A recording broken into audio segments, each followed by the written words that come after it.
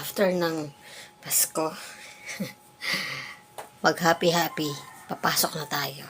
Yan, December 26 hanggang December 28 may pasok tayo. Tapos ito yung ulam natin mamaya sa lunch. Yan. Lumpiang Shanghai. At saka, yung sili na ginawang lumpia.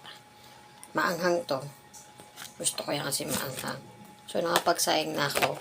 Nakapag-almusal na rin ako. Siyempre, hindi mawawala yung pang coffee break natin na tinapay. Yan. Ang palaman nito ay ito. Yan. Yung mayonnaise na na salad sandwich flavor. So, dalawa lang. Kasi yung bag ko, pag nakita nyo yung bag ko, ang daming lamang pagkain. Hindi ko alam kung papasok ba ako sa opisina o magpipiknik ako. Ipapakita ko sa inyo mga idol. Yung bag ko, pag tinignan nyo to, ang dami na itong laman.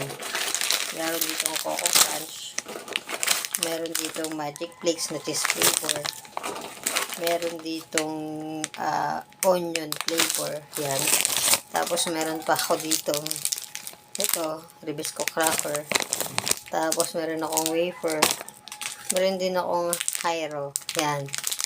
So, ang dami kong tinapay. So, meron din ako dito mga candies. Ayan, mga candies. Hindi ko lang kung papasok ba ako or picnic ako. So, ang daming laman yan. Gutumin kasi ako. May time na busog ako. May time naman na kahit kakain ko lang, gutom ako. So, para lang pang reserva lang. Pag nagutom ka, meron kang mahuhugot agad. Kasi hirap magtrabaho ng gutom. So, ayan yung mga baon ko. Dami kong baon, diba?